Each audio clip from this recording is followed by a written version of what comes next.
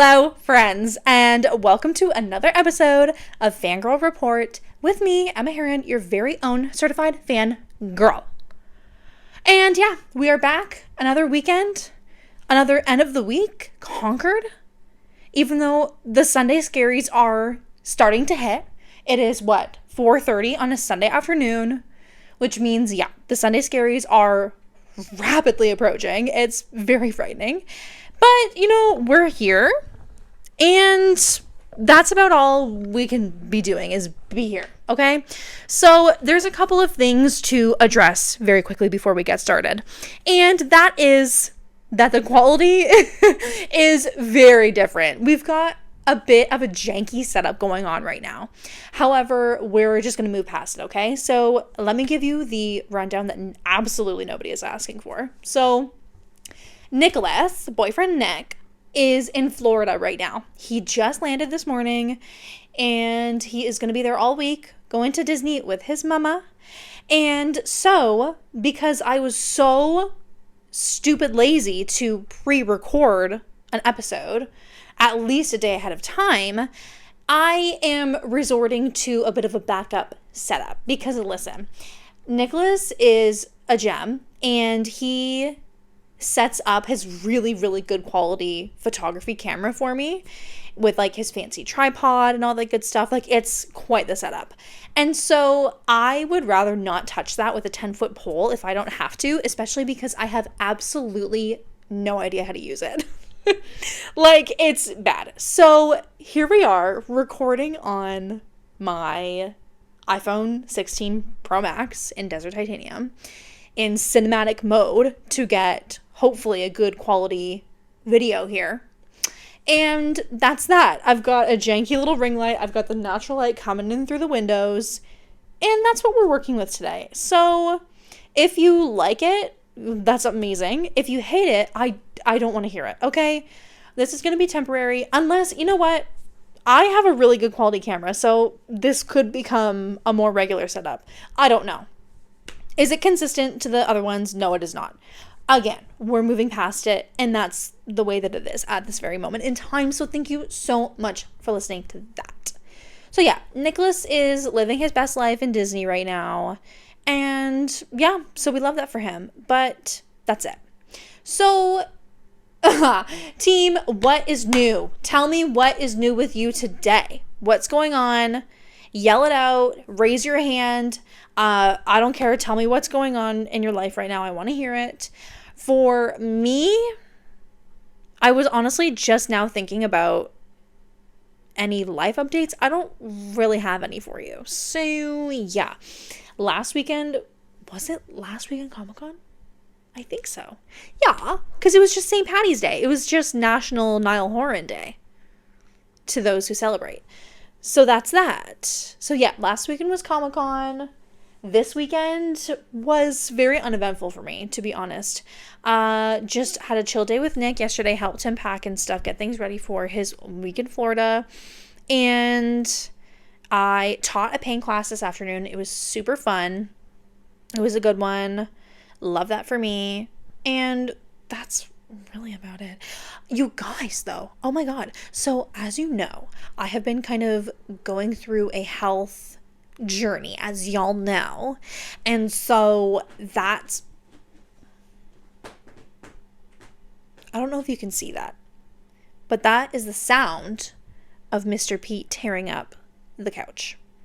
Which, you know what? It's like, it is what it is. Mr. Pete, do you want to come up and join us? Hey. I don't think he's in frame, but just know that he's here and I'm not insane. So anyways, I have been going through my health journey, as y'all know. So I was doing weekly classes when I was doing my free trial of ClassPass. I have since gotten very lazy with the classes since I don't get them for free anymore. Obviously, because I don't want to pay for them, obviously. And so it's really bad because Bestie Jennifer, who I've been kind of doing this health journey with, she has been a superstar and is doing workouts at home every day. Girl, I don't know what it is about a home workout. I just can't get behind a home workout. I don't know why. That just is the way that it is. I can't explain it to you. I I'm the kind of person that needs to like purchase or schedule a class, because then I have like a real legitimate reason to go. Like if I put money into it, then I have to go. You know what I mean? So that's why the classes were working. Oh my God. Were working really well for me, because it was giving me a reason to go.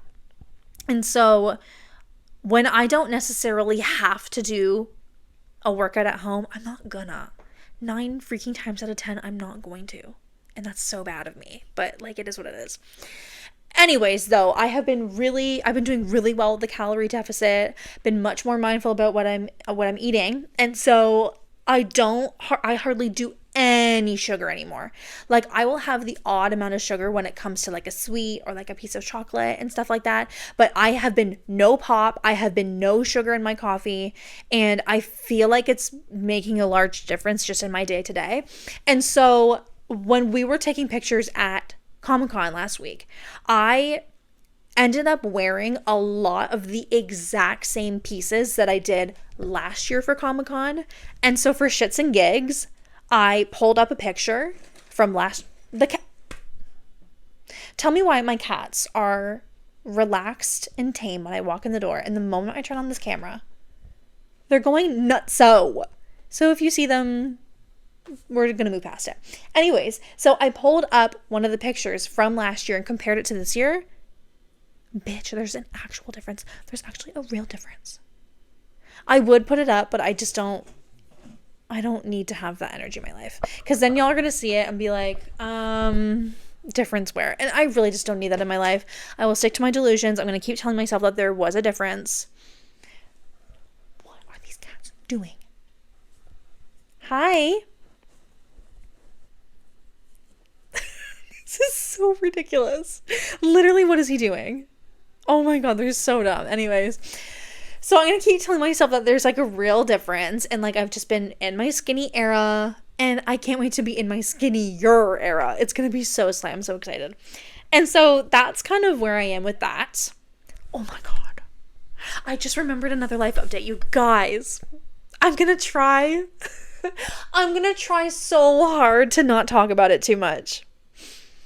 But I finished Iron Flame. Oh my God. And oh my God, oh my God, you guys relax. I know this is not a drill. You all need to sit down, relax, okay? I finished Iron Flame. I would have it next to me here, but I gave it to my sister because I got her addicted, and she stayed up till 1 a.m. the other night to finish the first book. Because, yeah, obviously. So I finished Iron Flame. It took me, I'm going to admit it to you guys, it took me longer than I wanted it to. There was like a solid 7 days where I didn't even touch it, because it is a hefty book. It is a long book. I was seeing a TikTok where, like, even though this book is like physically smaller than some books, there are a lot of words. I think it's something crazy like 250,000 words in Iron Flame. And so I think it is a little longer than Fourth Wing. Plus Fourth Wing is like, the paperback is smaller. It's like physically smaller. And so there was like 7 days where I did not touch it. I was kind of not in a reading slump, but like I just needed a bit of a break, because Iron Flame is a lot. Okay. Fourth Wing was definitely an easier read, because like you're kind of getting introduced to the story. You're getting introduced to all the characters, and it's like, it moves fairly quickly, because there's all of these new things that you're obsessing over. You're like, yes, I love these. And you're like getting to know everybody, right? So I feel like it just flows very easy. And it's very easy to get into that book, which is why freaking both me and my sister were like, we could not put it down when we started it. And so Iron Flame, don't get me wrong, I loved every second of it. I was crying. I was laughing. I was screaming. Okay. And so, but that one, it was just a lot to get through. It was a lot of words. So I finally finished it. Oh my God. Oh my God. Again, I'm going to try not to spend too much time on it, but oh my God. That was the craziest book I think I've ever read in my entire life. And you guys, and so I've just barely scraped the surface of Onyx Storm, and my coworker Valentina, who got me into this series in the first place, she keeps telling me that I am not ready, and that it's going to destroy me. And I'm not ready. I'm not ready. So I finished Iron Flame. I don't remember what day. It was sometime after Comic-Con. So within the last few days, I finished it. And I literally have not hardly touched Onyx Storm because I'm scared, okay? Not only am I scared, I simply do not want this series to end. I simply do not. And bestie Lindsay also finished the first book. And I love so much. I think I mentioned this last week. I am obsessed with getting like the live text updates from all my friends about it. It is so funny. Plus it helps me feel like I'm reading it for the first time. But yeah, Iron Flame was crazy because especially when you like if you read it right after you finish the first one, you've got all that fresh in your mind. When you read Iron Flame and you start to learn things and you think back to moments in the first book, you're like,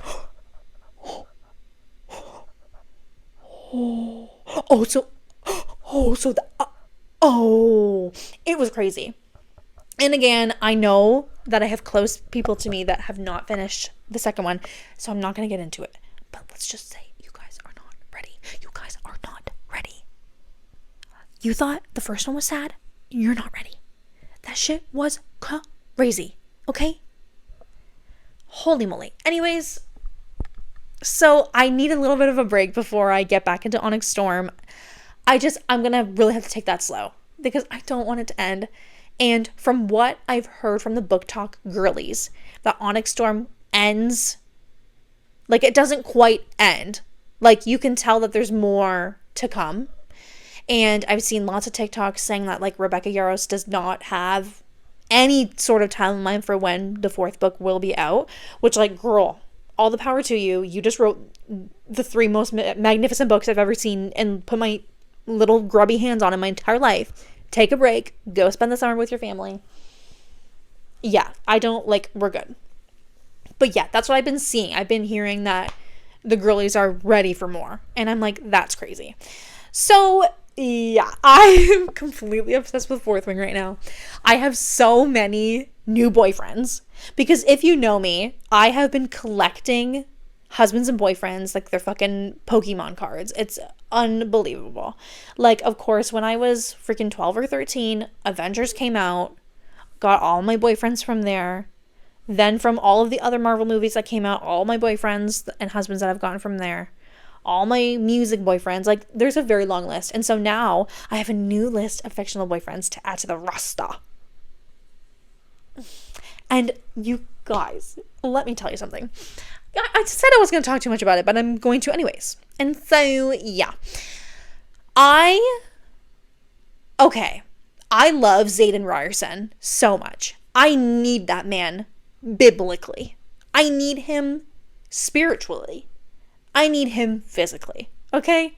In every way you can need a man, I need Zayden Ryerson.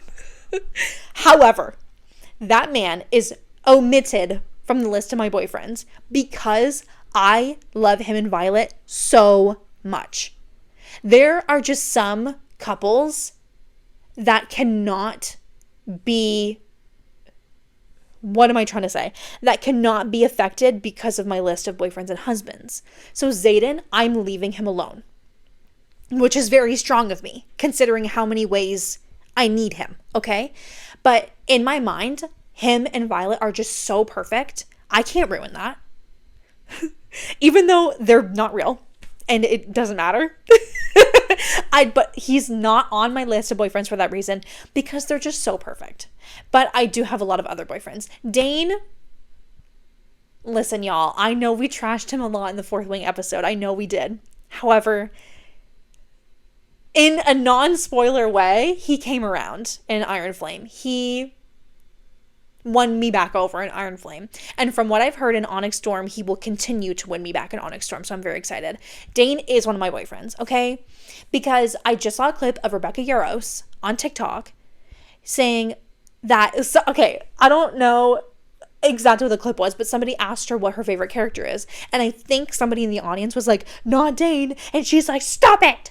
Go wash out your mouth. He's a 21-year-old kid who trusted his dad and told his chronically ill friend to sit the fuck down. I said, stop it. That is so iconic of that. And that's no Iron Flame spoiler whatsoever. But I'm like, yes, I agree with that. And so, oh my God, I have eye goobies. That is so disgusting that I'm doing that right now. I'm so sorry. But Dane is definitely one of my boyfriends. He absolutely came around. And I just love, like, in my head, he's a fine man. He really is. Like, in my head, he's got like the dirty brown, kind of messy hair. He's got like the stubble. That's a fine man. Okay. So he is one of my boyfriends. My favorite Fourth Wing character is Riddick. I love Riddick so much. There is something about a comedic relief gentleman that I can get behind. Okay. And Riddick is one of those gentlemen. Okay. I love him. And don't get me started on the AI artwork that comes. Oh my God. That is one thing. Okay, listen. And I'm going to get into this actually. It's what I've decided to speak about today. I am so happy to be in my 20s in an age where AI is a thing, because something I'm not that good. My cat is licking the table. Girl, what are you doing? Anyways, when it comes to reading books, listen, I have not picked up a book since probably 2014. I don't even know. Pete, bro, is he in frame? Can y'all see? Pete! Oh my God. And now the camera's going to do its little shaky thing until it stabilizes. That is so ridiculous. What was I even saying? I don't even know what I was saying. Give me a second. What was I saying? Riddick is... Yes, I remember now. I am so happy, considering I have not picked up a book in 10 plus years. I'm so happy to be kind of revisiting it in the age of AI, because it makes it so much easier to visualize the characters and visualize kind of the scenes and where they are.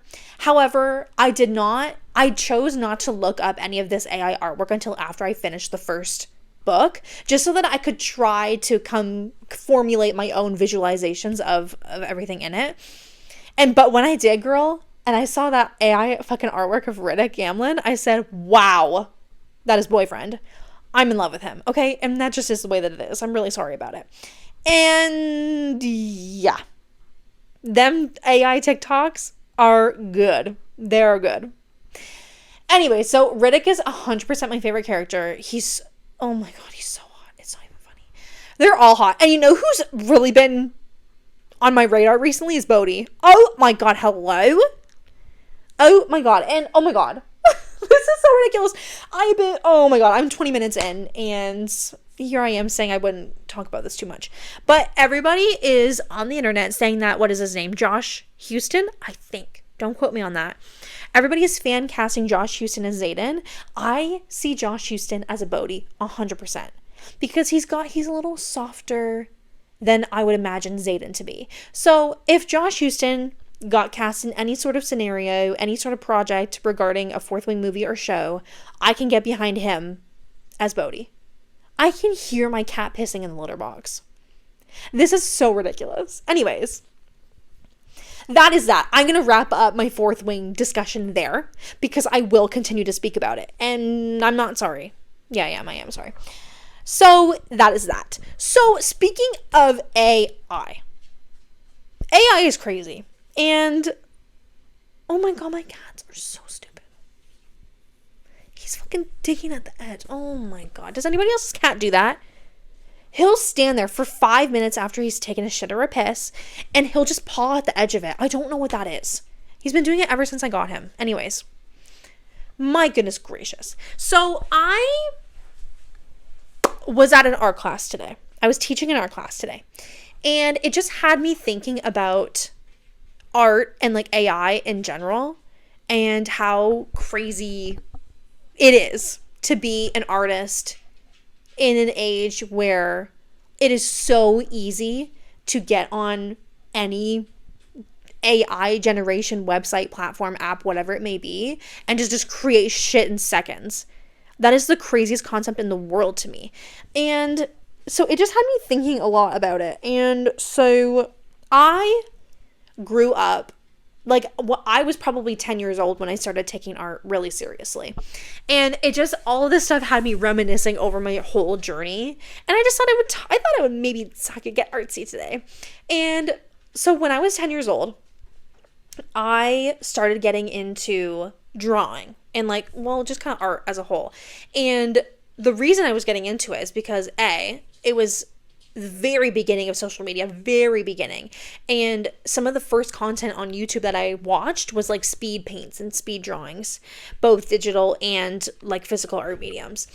And so I was starting to really get into that. And my dad at the time had all of these really old art, like tons of old art materials. Like he had a whole stack of those Prismacolor markers and Prismacolor pencil crayons, like those really good qualities that like blend out really nice. And he used to dabble in art a lot as well. Like he had this massive, I think it was a pastel portrait of Mr. T, which is so hilarious, like of all the people. Anyways, so it had me really getting into it. And so I remember I would get like my teen magazines and like the freaking, what are they even called? Like Tiger Beat or whatever. All of the magazines that used to have One Direction on the cover of them back in the day. And because they would always have those 1-page little posters that came in them, like almost every single one did.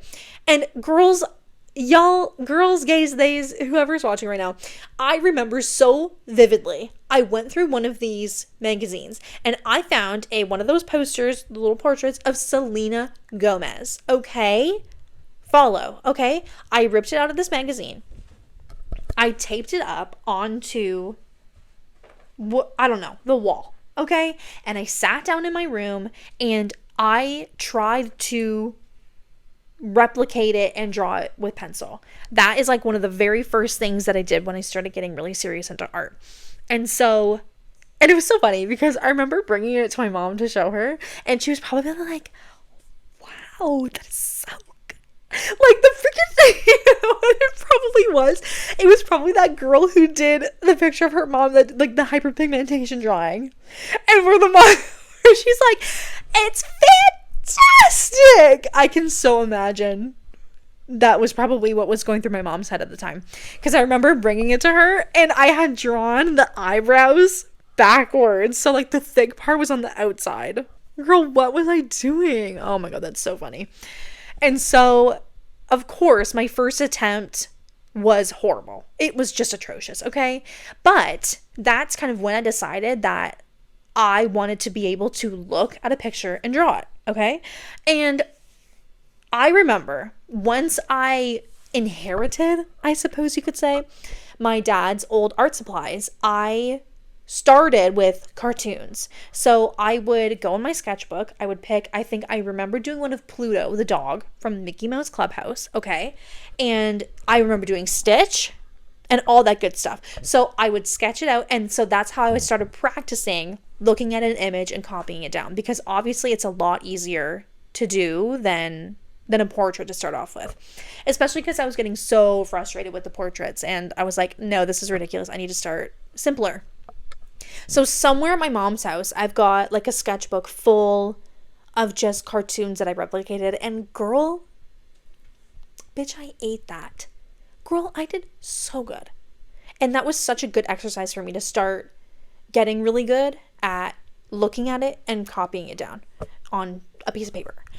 And so which honestly, it opens up a whole new conversation on its own, because something that I struggled with and that I've been struggling with artistically ever since I started getting serious about it is that I didn't and still don't have the creativity to create something on my own.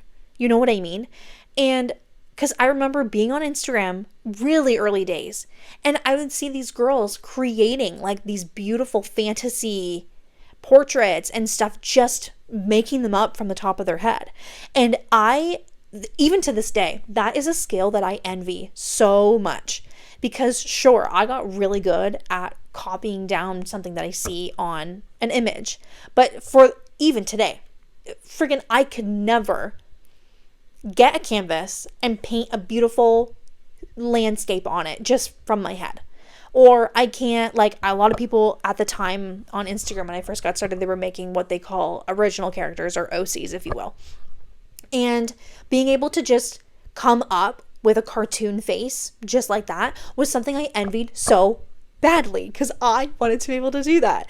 And so once I found out that my strength was copying, which kind of sucks, right? Because I am fantastic at looking at an image of a face, of a painting, of whatever it is, and I can replicate it perfectly. That is something I've become really good at over the years. And even to this day, like, I envy so bad. Like, that's just a skill that I was never able to master. And I don't remember what it was, but there was a TikTok I saw a long time ago, and it hit me so hard, because, like, that's what I struggled with. And it was like born to create, forced to replicate, or some deep shit like that. And, like, that's what I was, like, restricted to, was copying things down. However, I kind of owned it, right? I kind of owned that skill. I got really good at it. Not to toot my own freaking horn, I got really good at it. So once I got into high school, of course, the first elective I ever took in high school was art, obviously, because I was just an art girly for life. And so I excelled through high school art with flying colors. Guys, I'm telling you, this is going to sound so cocky, but this is just kind of what my journey looked like. So after I got really good at copying down cartoons, I started, Pete, I don't know if you can see him, but he's trying to get on the fucking table again. Stop it. Anyways, I got really good at portraits, okay? So I remember doing one of Niall Horan. I remember doing Zoella. Get down! You're gonna make my camera shake. Stop it. Come here. Get up here. Come here. Get up here. Come in. Come see the people. Stop sniffing my toes and get up here. So yeah, I did Zoella, the YouTube girly from 2014 or whatever it was. I did a lot of YouTubers, but I got really good at doing portraits and not copying, but like freehand, no tracing or anything at all. I got really, really good at, like, facial proportions. I got so good at it. And so once I got into high school, that's a skill that I took with me, and I won, because at the end of every high school year, I don't know if you guys all did this at your schools, but we would do an end of the year awards ceremony. And so there would be art awards, music awards, sport awards, all of that good stuff. And so there was grade 9 art, grade 10 art, grade 11 art, grade 12 art awards. I got that award every single year I was in high school. That's crazy. And clearly, I guess not being able to kind of create things on my own did not stop me, because I excelled through high school. And Pete, oh my God.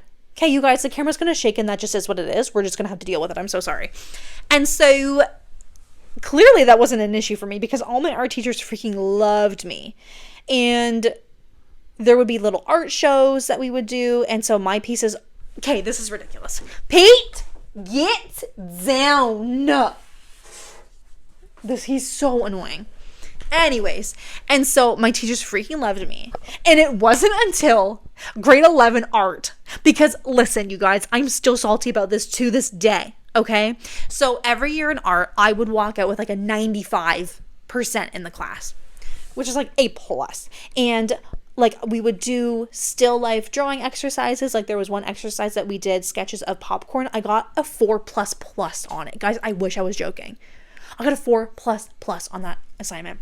And so I excelled, as I keep freaking saying. In grade 11, I had this bitch ass teacher at Great Lakes Secondary School. She was the worst. Okay? She was so uptight. She was so rude. And so we had one project. I don't remember what it was, but we had, 20 minutes to go around the school and take pictures on our phones. I don't remember what it was for. I don't remember. I don't know if it was like a little photography unit. I don't know.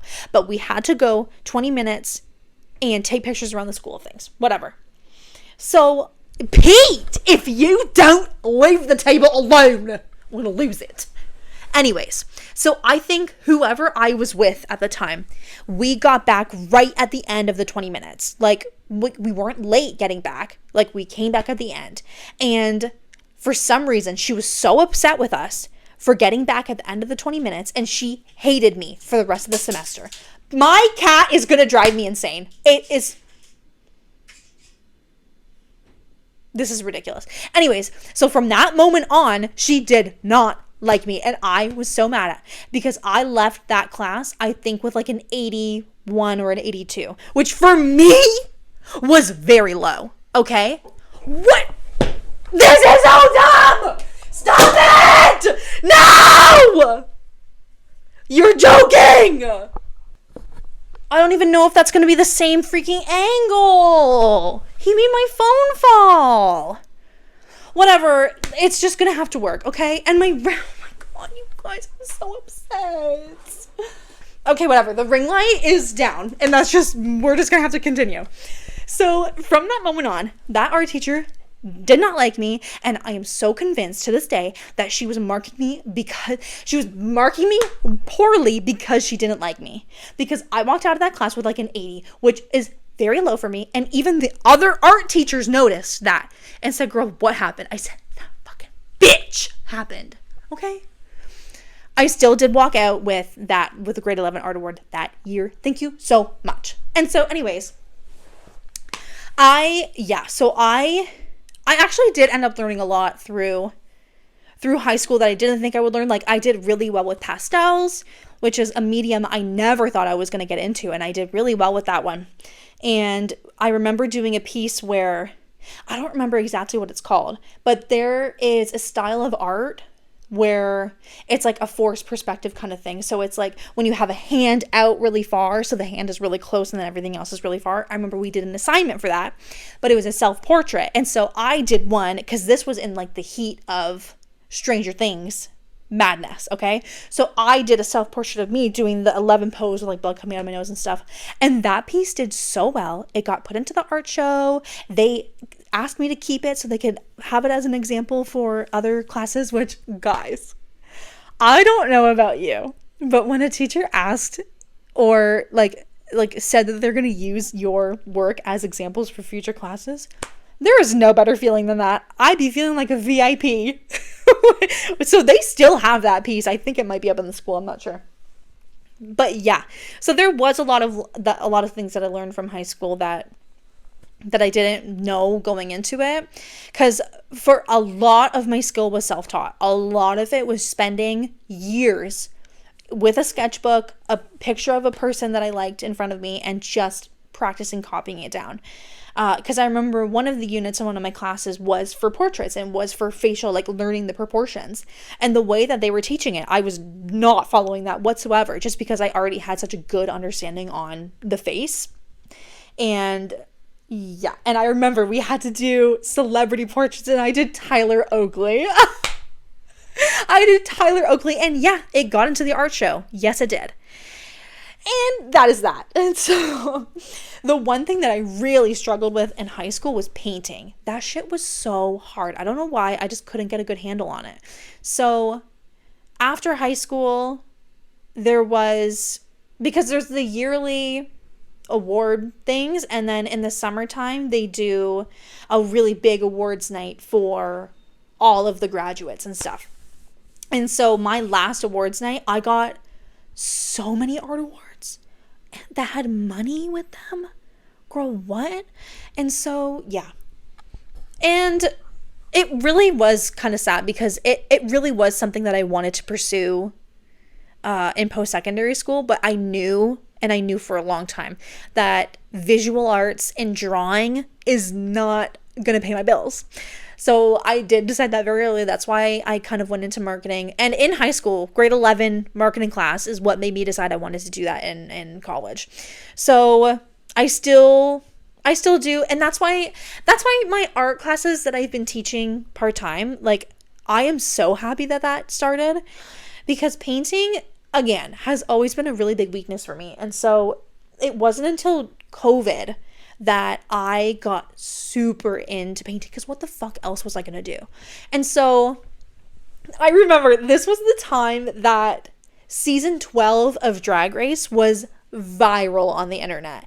Everybody was raving about the season, including me and my sister. That season was so good. And so one thing that I decided to do to kind of challenge myself when it came to portraits and painting was to paint drag queens, because they have such... Oh, hold on. Give me 2 seconds, you guys. Hold on.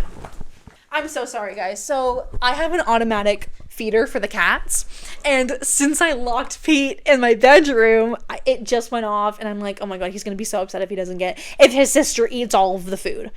So if you hear munching in the background, that's the cats. This is the noisiest, most chaotic episode in the whole wide world.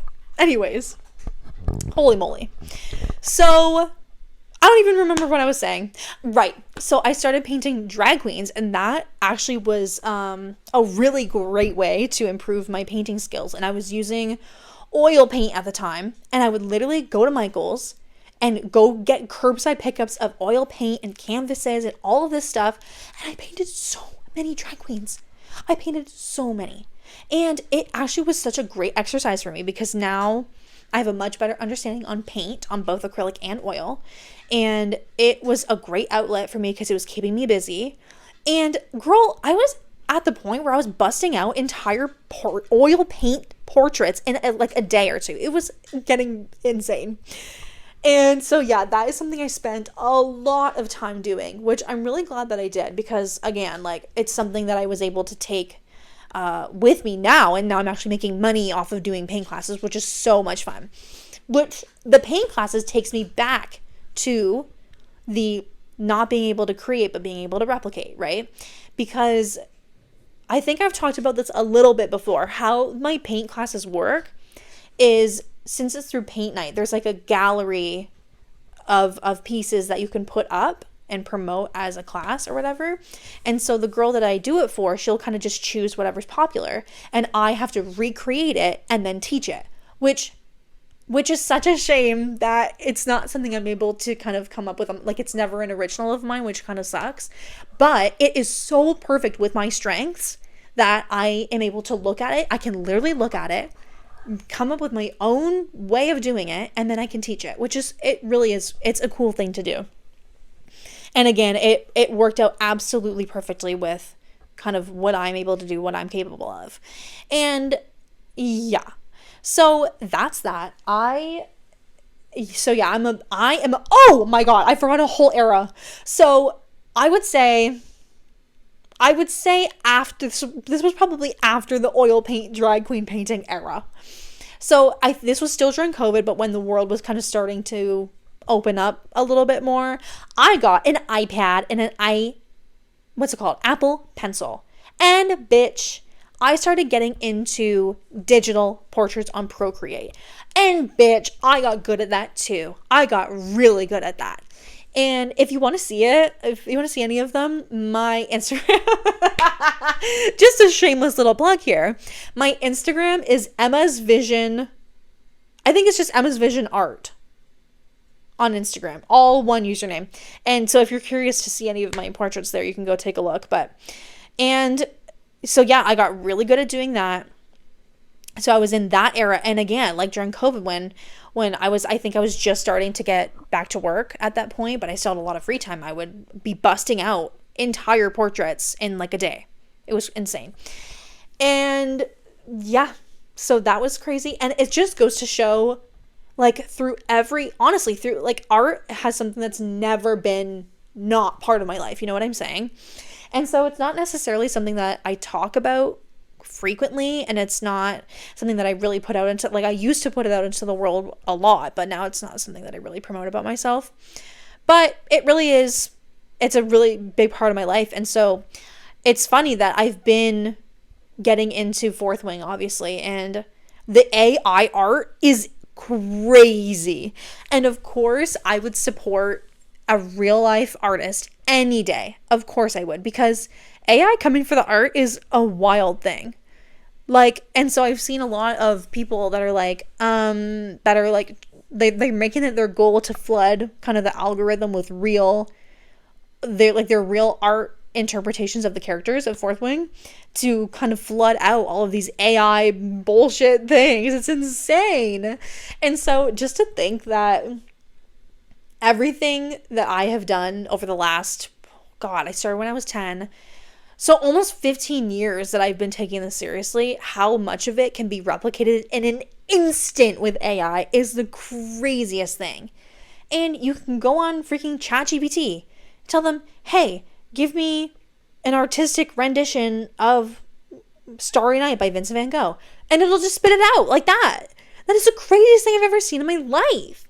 And so it just had me like, it's so funny. Like the AI art from Fourth Wing, plus my art class today, the art classes that I've been doing, it's just had me down like this rabbit hole of like how long I've spent perfecting my art form, my medium, just to see AI coming and kind of taking over. It is a really crazy thing. And it's very interesting to think about. Like, yeah, it's very interesting. I don't really have any more smart things to say about it, but it's just a really crazy thing to think about. And like I've noticed, which is very relevant to me because I have a bachelor's degree in creative advertising, it is crazy to see the amount of like generative AI that is being used in ads today. It is crazy. Like y'all remember when Coca-Cola released that commercial and it was an entire commercial that was just generative AI.